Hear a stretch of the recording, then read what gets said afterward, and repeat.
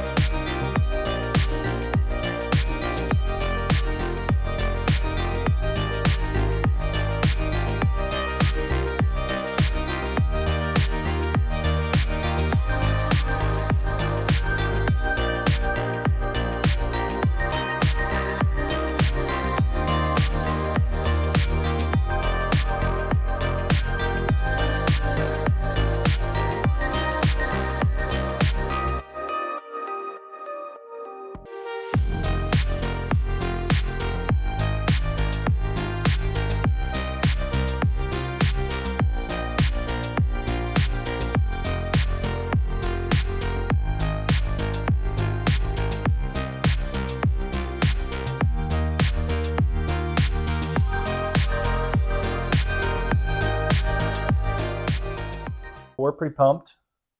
Just got that out, 55 minutes. So, yeah. Which, yeah, Sam, you got it up there. We ran over there to literally, I don't know, this might be reversed, but deal with it. We'll figure it out. But we ran over there to hit it. I thought for sure we were past an hour because we got hung up on some stuff that we didn't really think about. Yeah, I don't know why we didn't think about the shifter, but I guess we weren't sure we'd have to take the whole thing out.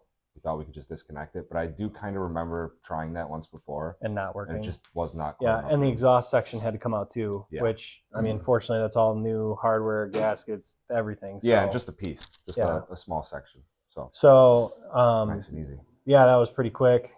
But yeah, 55 minutes, pretty proud of that. Yeah, considering, we're not flat rate mechanics, and we didn't have everything 100% set up and ready to go. So No, and I mean, we were grabbing tools. When we hit the start timer. not to mention, this is a custom setup. Yeah, this is not how this it is not came. just standard. Pulling a regular transmission out of a regular. But Supra, honestly, with the exception of one bolt on the left side, we have like a special setup that we have now. Yeah. Because their space is tight on the left. This thing has enough room in that tunnel. Like, that tunnel is a decent size, and Yeah. I know especially considering that huge, deep flywheel to take up all that space of the adapter plate.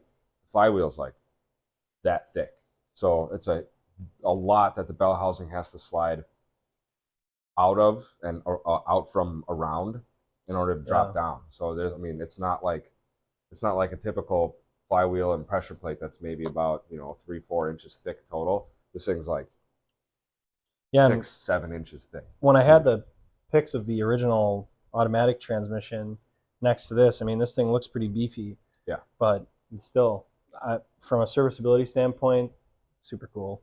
Yeah. You can just like pop this thing out. 2 people, and you can just worked out, hammer it out. Awesome. So that's cool. And then that will give me some time. Now we're going to do a little bit more disassembly. I think we're kind of just going to ride the high, take out the seats, and then I'm going to work on the carpet and all that. Because that's really all I need to get started with that and trim pieces. It's really all I need to get started, to start drilling out those spot welds. I'm sure there's going to be a bunch of undercoating under there that I'm going to have to work my way through. I'm going to need to get a mask, so I'm not just like huffing straight 30-year-old undercoating. What do you think they put in that? Wasn't regulated.